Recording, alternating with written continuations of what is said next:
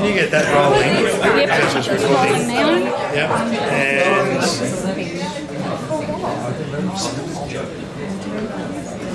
Yeah, let me put speed in because I can do two at once.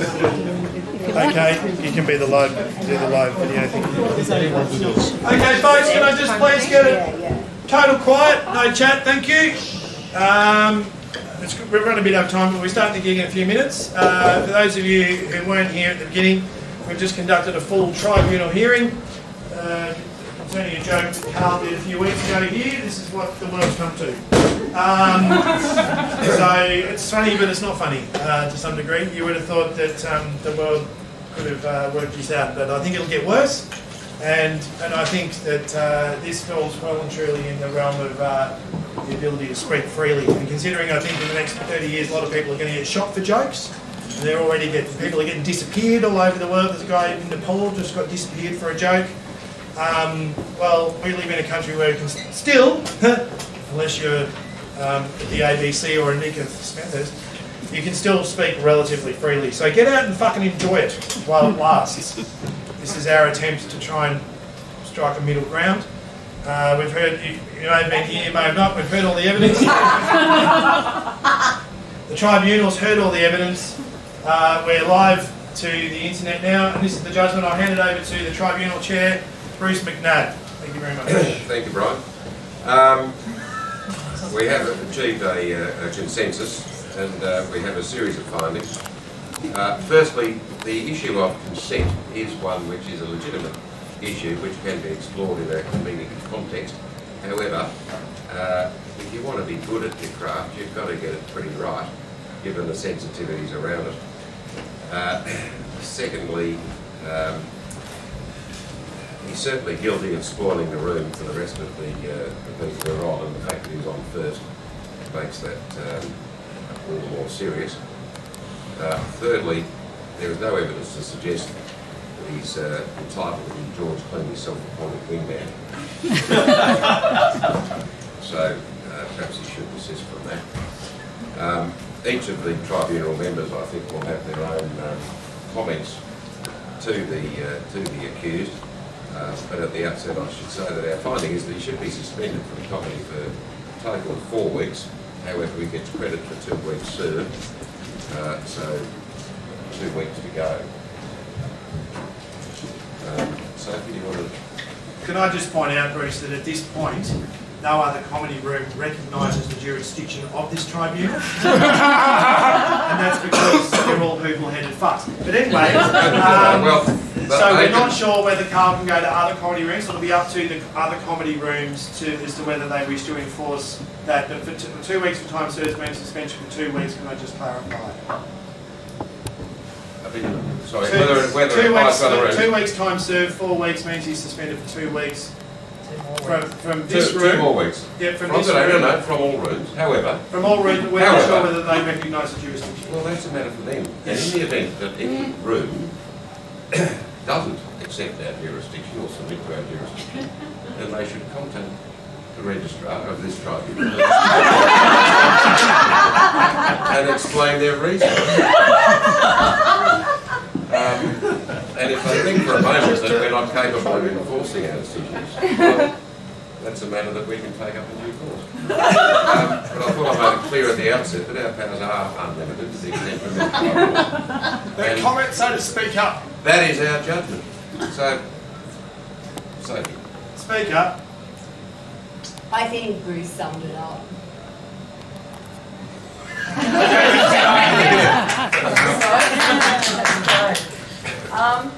We're going on. Maybe.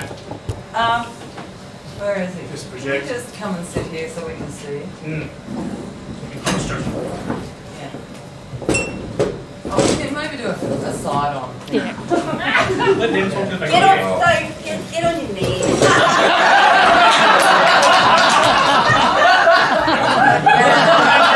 Bad comedy, Carl. Bad comedy. Carl, but I want to say that I am with you only in as far as I do believe in free speech, and I do believe that if we have to continually bow down to what's politically correct, comedy will be dead. comedy is about speaking taboo.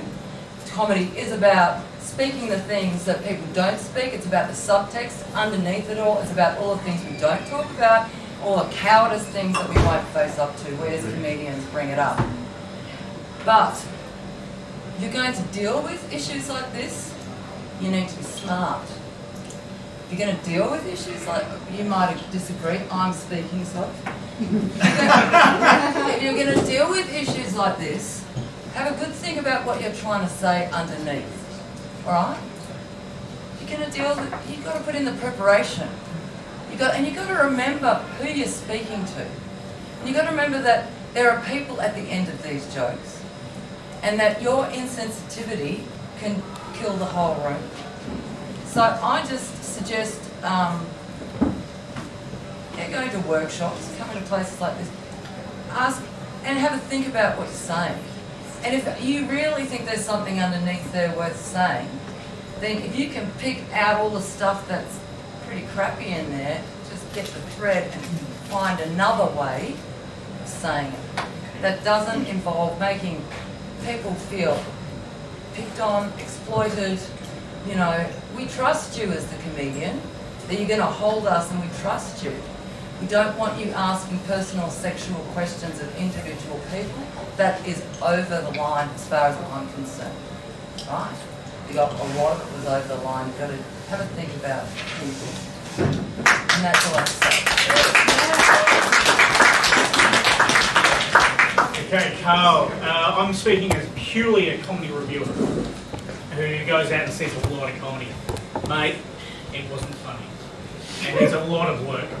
If you are going to go down the offensive route, and I do like offensive comedy, I watch a lot of Bill Burr, and one of my favourite sets is No Reasons to Hit a Woman. And then he could list off 17 off the top of his head. Right? So I like offensive comedy. I like comedy that's in your face. And I can see that's where the route that you're going down. But you need a lot of work, mate. And you can't single out women in the crowd when you're doing, especially when you're doing rape jokes or anything offensive. It needs a lot of work.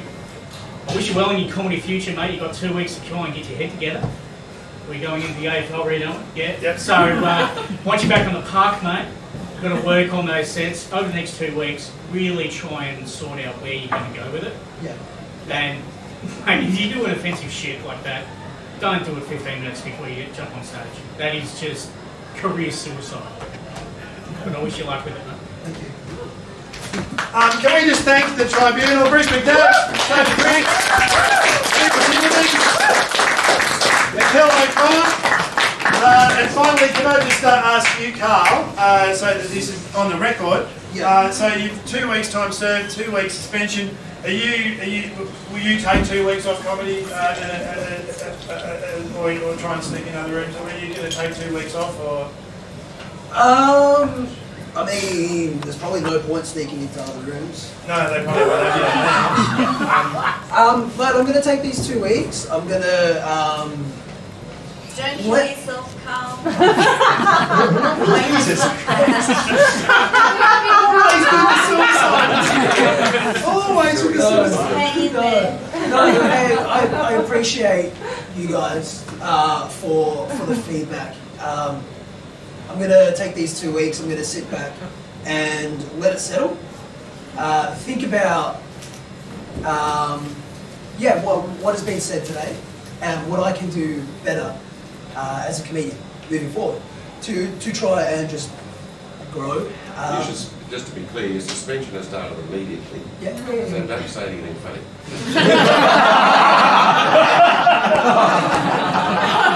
He might. I'm sure you'll be okay. Yeah, so look, I'm just going to take this time off, really dwell on what was said today, and this is a lesson learned from fellas. So, yeah, onwards and upwards. Can I just say, I want to thank you for coming and being very courageous and very brave to come in and have this experience and listen to us, and I want to thank you for that.